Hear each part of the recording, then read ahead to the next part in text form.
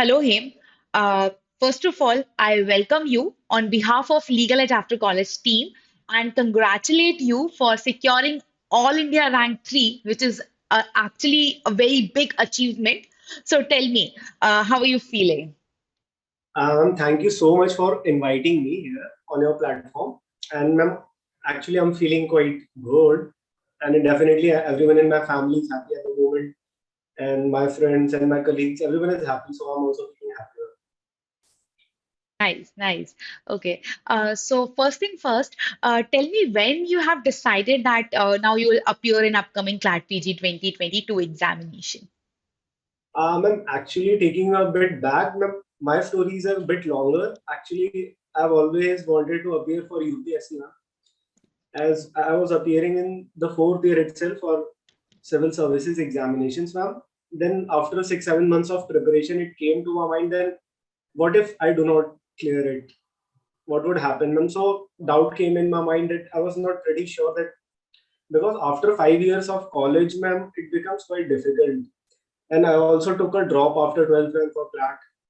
So ma'am, it became 6 years after clearing school, ma'am, after graduating. So then, ma'am, I decided to go for judiciary, ma'am, so that first I can get something at my hand, and then maybe I'll go for UPSC after that.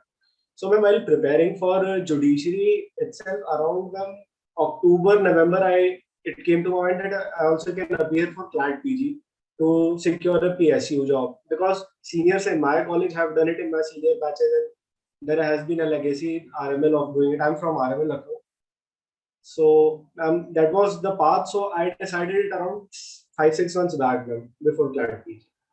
Okay, okay. Great, good to know that.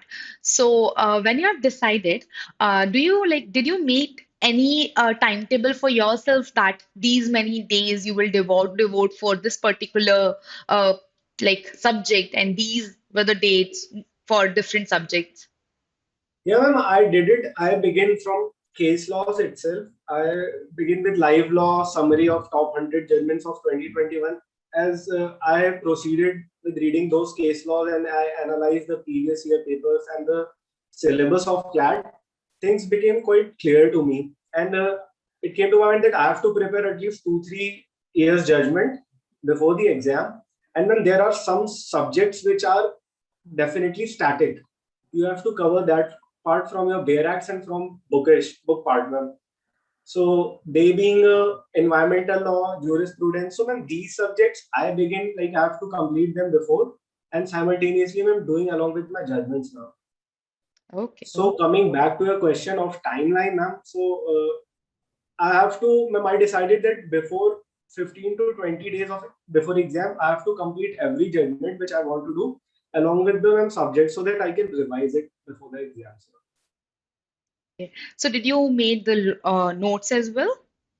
Yeah, ma'am. I made notes, ma'am. My strategy was that I used to read the whole judgment, ma'am, Okay, okay, great. because the reporting of live law or other websites like Bar Invest, they did not cover the whole issue in depth because obviously they are going to give you a summary of that.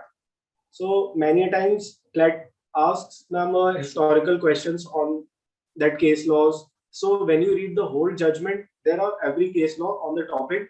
The judges cited down them. So I read the whole judgments and I copied, pasted in Word documents now. So, approximately how many judgments have you read cover to cover?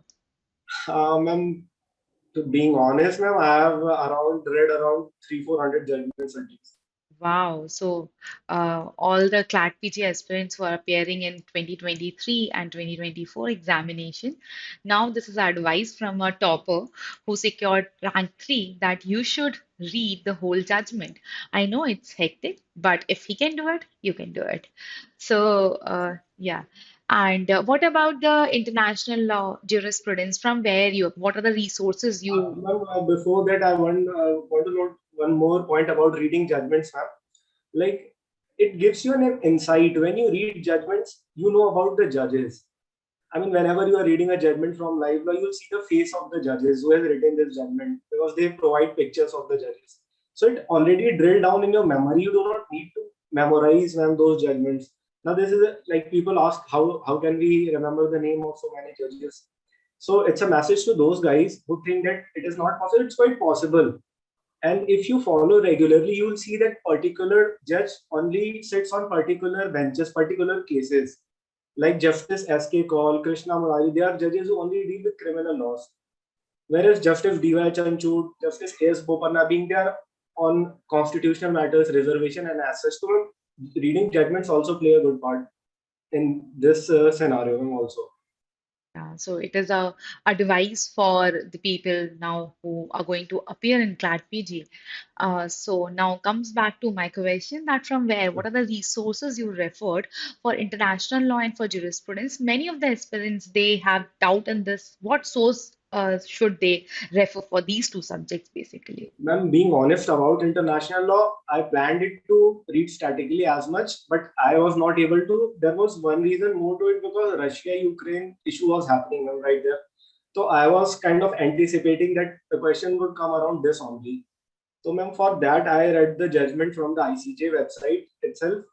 And, ma'am, the conventions and the statutes which are involved in, like the Genocide Convention was there, the ICJ statute, and ma'am, some provisions of the UN Charter, and ma'am, the ICC statute, International Criminal Court's Rome statute, ma'am. So for international law, I covered this much, ma'am, only because I was expecting, and it did came, It but there came. were only 6 questions, ma'am. But other 6 came from law C. Yeah. So, ma'am, law C, like kind of we covered in our college exams. So, international law, ma'am, I would not be the best person to tell you about that. But yes, ma'am, there is a YouTube channel called YG Law, and from where I watch his videos on international law, so I got covered my basics. Great, great. Good to know that. So, what is your first impression when you have received the paper? Like, was it typical, difficult for you, or you thought like ये तो easy है, ये तो कर लूंगा मैं types. So, what was your first impression? Ma'am, my first impression was like I was elated to see because every judgment came from I have read on that issue, ma'am. But when I started solving the question, I received a jolt, ma'am, because it was not straightforward as that has been in the previous papers of CLAT. So, ma'am, while doing 15-20 questions, I was like, "Ki, it's a lengthy paper. You have to solve it quicker. And in this exam, you have to read each and every passage." So, ma'am, I made up my mind. Yes, but the first impression was it was quite easy. Appeared to me, ma'am, and when I started solving it, I was in a dilemma that it's not easy. Okay, okay. So, how you handle the negative marking in the paper? Because many of the aspirants they ask the same question. So, I'm asking this on behalf of them. Like how to handle negative marking in CLAT PG paper. Okay, ma'am. Coming to negative marking, ma'am, I think why do people fear about negative marking? CLAT, it's 1/4. I mean, if you hear about strategies of UTSC aspirants where the negative marking is 1/3, they also try to attempt at least 85 to 90 questions out of 100 because it's always a game of probabilities. If you are not getting it right, someone else would. Yes. So, ma'am, my opinion would be that if you are well read, you have covered your areas, then go for at least 100 plus attempts you must make. And for me, ma'am, I made it around 115, ma'am. Okay.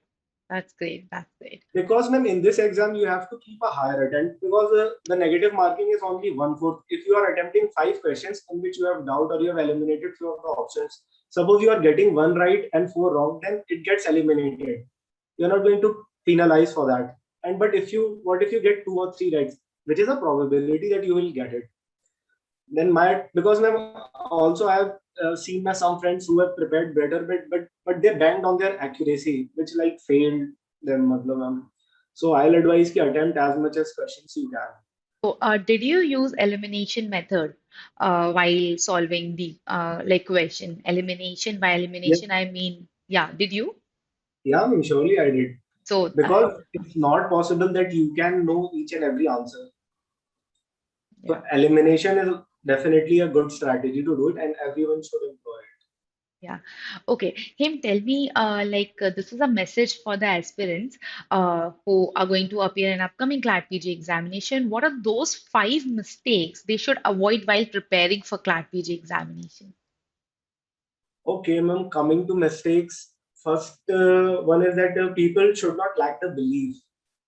because I feel belief and confidence are free. You do not have to pay anything for getting confidence and belief. Just believe in yourself, and belief come from hard work. So trust in the process first of all, and never feel shy. Ma'am, like many people have in the top 10 are veterans who have graduated couple of years back, and me being a fresher, ma'am, I have seen it because people of my college are there in top five, top six. So this is my message to people who are there in fifth year or fourth year who want to prepare. That do not get afraid of the fact that people are out there. Just believe in your hard work. This is my first message. Second message is that do not resort on shortcuts because it will not lead to you certainty. Just believe in hard work. Don't take shortcuts. Read the whole judgments, ma'am. Yes. And third, always give mocks. And in that department, I'd really like to thank LegalEdge because their mock was really, really wonderful, ma'am. I So mean, I was glad that I gave all the 10 mocks you guys provided.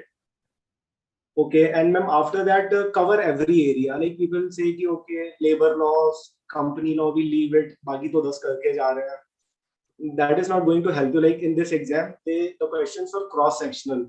Company law and labor, company law and taxation laws were intertwined, so that contracts and company law and taxation, ma'am. So you have to cover it everything. You cannot leave if you want to a good rank, and if you are aiming for PSU, then definitely you cannot leave any subject and area. yeah. So, this is the message from a topper to other students that you should not do these five things while you're preparing for CLAT PG examination. So, other thing, like, are you the one who make notes? I asked this prior, but that time it was in the context of case laws. Now I'm asking about the like static portion, the substantive laws. So, Okay, are ma'am. you? Yes. You also asked me question which I did not completely answer about the sources of. So we just skipped after international law. Yes. For my jurisprudence and environment, I'll suggest there is a good source called EPG Pathshala. Okay. Mm-hmm. It's from UGC's website. Mm-hmm. There they provide video lectures and PDFs, ma'am. There are PDFs Okay. Mm-hmm. prepared by professors only. So renowned professors have prepared those documents, those PDFs. So you can cover uh, environment law from there and international law too. But there is only international humanitarian law. And then, but that's a good source for jurisprudence and environment. So I read it from there only.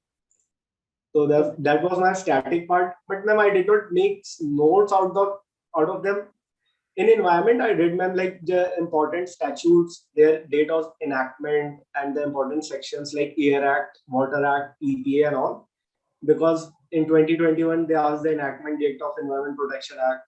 So it came to my mind that they will ask enactment dates. So, ma'am, in this exam, like they asked for the JJ Act. So, ma'am, I made notes on these aspects only, and rest that I highlighted those PDFs and downloaded it for myself, and I read it again. And I'm sure that you made sure to revise them Yeah, multiple ma'am. times because this I heard from many aspirants that they read from multiple sources, but they leave it and they do not revise it. And that ends up not fetching good marks in the examination. So Definitely, ma'am. what's your take on revision? What is your suggestion when it comes to other people that how revision plays a role in fetching very good marks? Ma'am, I cannot overemphasize it, but revision is the inalienable part of the process because when you are going to read, there are thousands of judgments. Because in one judgment, you are going to read five, six cases more. So you have to remember them. So, telling my point, when I started first 20, 30 judgment, I remember till date by name. But when it became over 30, 40 judgments, it was completely a different story. It's so difficult to remember. Then revision does the trick for you. Maybe you do not remember by wholeheartedly on your tongue, but when you see that on the paper, you can mark it. So as more often you read it, it gets in your subconscious. So when you see the option, you will able to mark it. So my advice is to read. Do not read from multiple sources, but then definitely whatever you are reading, revise it again and again. Okay. So Him, like, do you have any other advice for students who are like who are going to appear, like any takeaway which is from your preparation or while you are attempting the exam, anything which you want to suggest? Uh, First of all, be prepared for surprises because CLAT PG is always hurling them at us. Because 2021 was completely based on case laws. They were asking names of cases. So, and also in 2022, if people are thinking that it was not case based, then they are mistaken. Every 18 to 19 passages are there from the case laws only, but they just mixed it with the conceptual part. So having read the case laws is important. It's inalienable.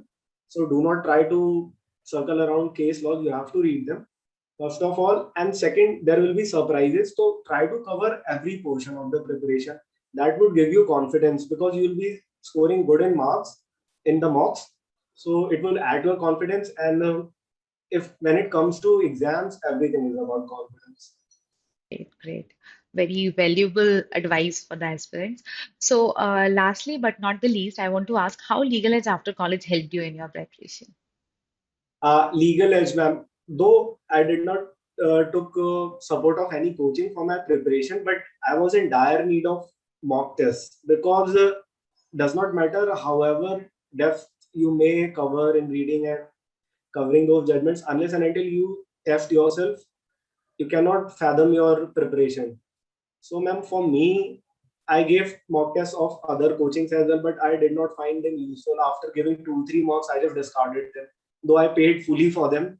But when I gave Legal Edge mocks, it was truly helpful because their mocks, your mocks are based on the relevant CLAT pattern, and you guys definitely put us to read those passages, those comprehensions which are out there in the mock test, ma'am. So that usually really helps a lot. Thank you so much for your kind words and thank you for trusting us. All the very best for your future. I know you're going to do a lot good in your future and will like achieve whatever you want to. Thank you so much for sparing your time and being part like of Legal Ed after college. Thank you. Thank you, ma'am, for the opportunity, and I really appreciate it.